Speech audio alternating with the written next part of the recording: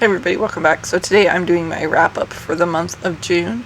I read 26 books in the month of June, 10,396 pages, and so these are all the books I read. This is going to be part one, because I'm going to split this into two parts. Okay, so just to get an idea of like what I read this month, here's kind of my breakdown.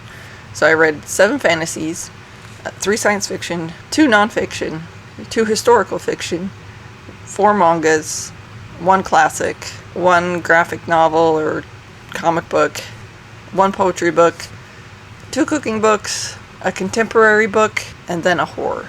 So I had quite a bit of a variety.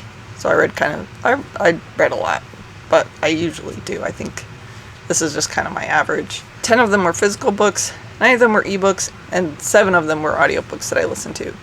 As far as the audience, 16 of them were adult books, 7 of them are young adult. The last 3 I just kind of put in for everyone because I think anybody could read them and enjoy them. When I rate things on like a 10-point scale. So let's get into the books. So my least favorite book was the comic book or the graphic novel. It was a Lantern comic book, but I'm not really familiar with the world or anything. So it just wasn't that great. I mean, it wasn't horrible. And so I gave this one like 5 out of 10. So even though it was just okay, right in the middle.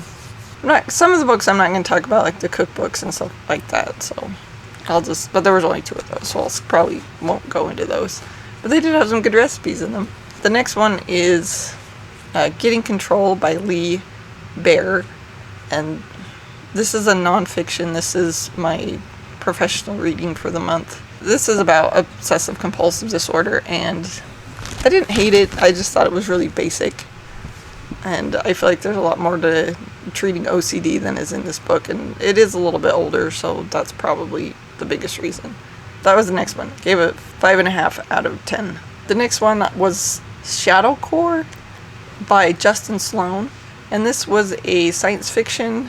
Well, it was just kind of okay. It was one of those that was on Audible, in their Audible library that I got to listen to for free. I guess that it was one of those writ RPGs. And for the most part, I don't like those a whole lot. I don't like leveling up in books.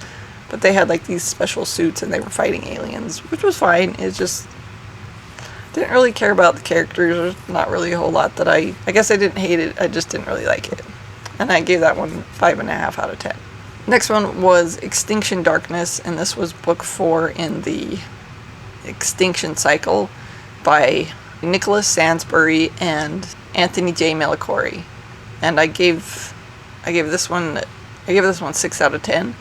And this was the last one in the series. I think it's the end. It sounded like it had an ending, but maybe not. This series, I've listened to the 4 books. I haven't hated them. I like the action, but I just kind of struggle with the character work. It's a military, so everybody's gung-ho military, and nobody seems to have any negative consequences associated with their choices. So that's the only thing I didn't like. Okay, so the next book I read the last day of the month, and I just wanted to squeeze one more book in, so I read The Siberian Incident by Greg Beck, and this was... It's obviously an independently published horror novel, but I was impressed by all the facts that they got right, and all the things that they mentioned were things that really happened. I actually looked it up because I wanted to know. The lake that they talk about really exists, so that was kind of cool. Overall, it was just okay. For a horror novel, it was just predictable. You knew who was going to die. You know, as soon as the characters got introduced, you knew who were the bad guys and who were the good guys, and you knew exactly who was going to die and who was going to make it. So it was extremely, extremely predictable, but it was just kind of a basic one. There's these creatures who are taking over animals and people's bodies, trying to kill everyone. I guess they came from space. So I gave that one 6 out of 10.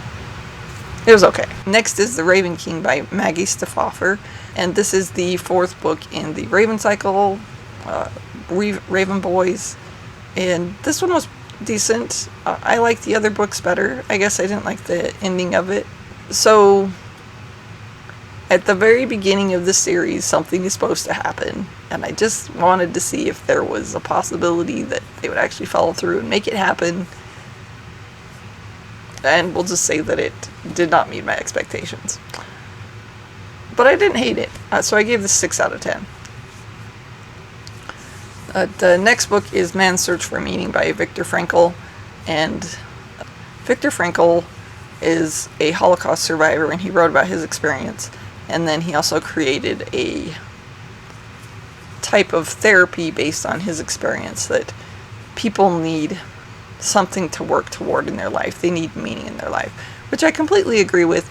I just found his approach pretty simple, and I could see how people it work for and people that it doesn't work for when you're doing therapy. So I did enjoy this one. I gave it 7.5 out of 10.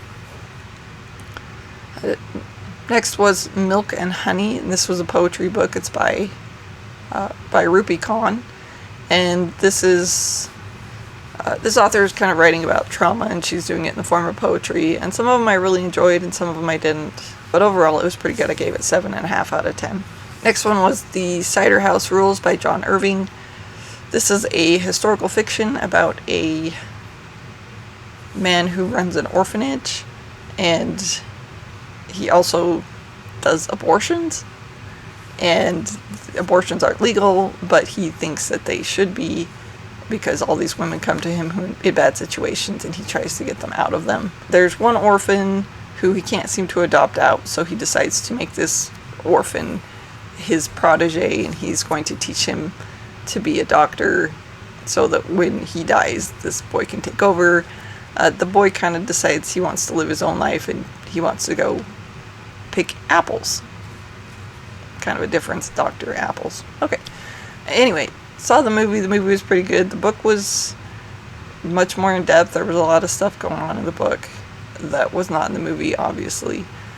So this one is another one I enjoyed quite a bit, and I gave it 7.5 out of 10. The next one was The Secret History by Donna Tartt. So this was about a group of college students who, I guess, therapeutically, from a therapeutic standpoint, I would say they tried to give themselves a psychotic break and see what would happen. I thought the characters were really, really great. And the things that they did when they tried to do this to themselves did not go well. I mean, I guess at the beginning you know that they end up killing somebody because of the things that happened when they achieved the psychotic break. They killed this person in order to cover up what happened. I guess the effect that this situation had on them was something that I didn't really agree with. But overall, it was really well written. The characters were really good. Okay, so I work in a prison, and this felt like this is all the excuses and all the things that inmates say. So I'm like, yep, they would say that. Yes, they would do that. That's what criminals do. Alright, so that one I gave 7.5 out of 10 stars.